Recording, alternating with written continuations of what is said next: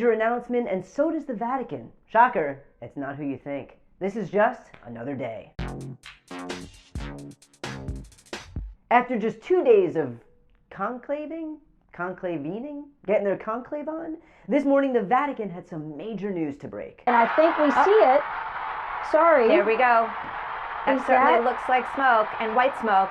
Is that white? It looks as if it is, Dana. It is clearly white. Wow, went from black smoke to white smoke. Even the Vatican can't escape being hit by Trump's DEI policies.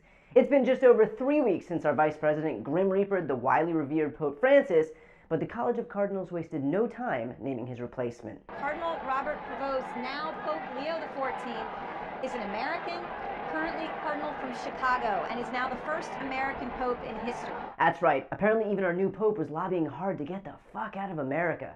But it's an amazing thing. The first American Pope, and from Chicago. Big day for the, oh, let me just scooch past you crowd. But sadly for America's right-wingers, as it turns out, Pope Leo XIV isn't exactly part of the MAGA movement. In February, after J.D. Vance started citing medieval-era Catholic teachings to justify the United States' harsh new immigration policy, Pope Leo tweeted the incredibly vague, J.D. Vance is wrong. Jesus doesn't ask us to rank our love for the other. Yikes. If J.D. Vance wasn't already angling to kill the Pope before, we definitely want to keep him away now.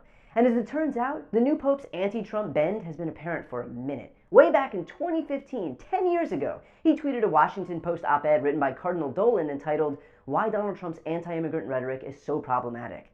Damn, talk about a deep diss from Chicago.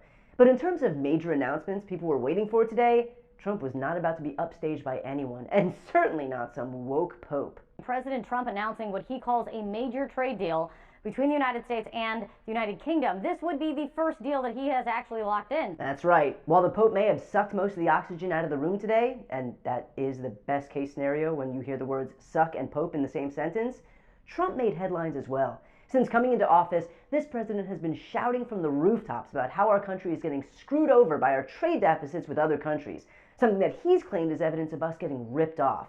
But no more. So let's see how deep this trade deficit was for this big announcement and how Donald J. Trump rescued us. His first deal is with the UK, where we have a $12 to $14 billion trade surplus.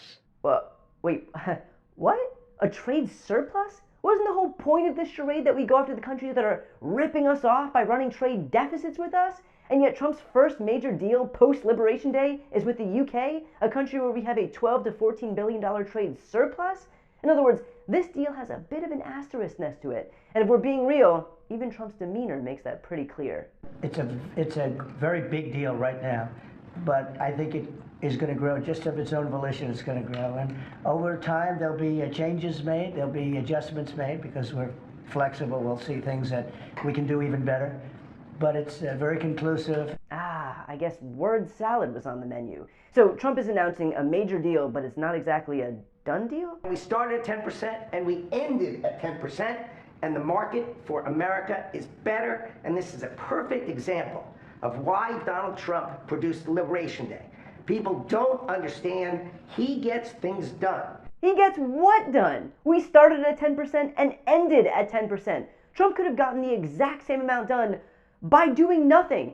I don't want to get stuck on semantics here, but when the end is the same as the beginning, you didn't actually go anywhere. The supposed leader of the free world just became the boy who cried deal. By the way, I want to make this clear. While Jameson and I worked hard, this was the president's deal. And people think, oh, that's not the way it works. If you got to sit next to him, I have the best deal maker to my left. And if you don't think that we take advantage of him calling the prime minister and getting that deal done, you don't understand who's the president of the United States. So he's the closer. He gets deals done that we could never get done. Oh, good God. I remember when Republicans impeached Bill Clinton over a blowjob. Now they are giving them to Trump on camera.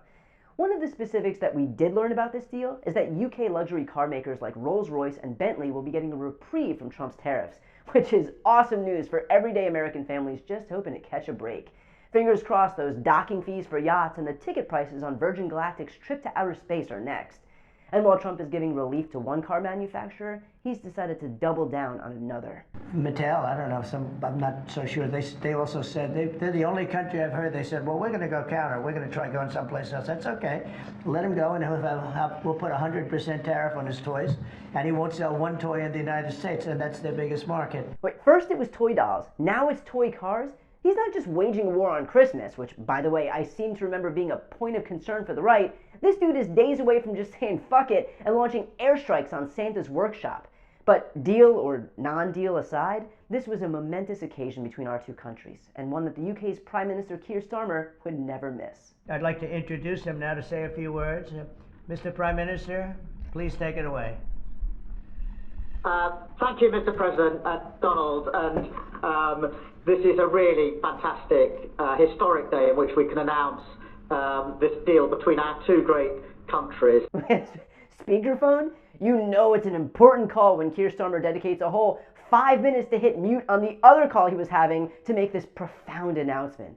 Look, Trump and his administration can make this out to be as big of a win as they want, but they're not fooling anyone. I mean, it sounds like this is a marginal deal. It's a very small win, and it's limited in scope. This sounds like small potatoes to you.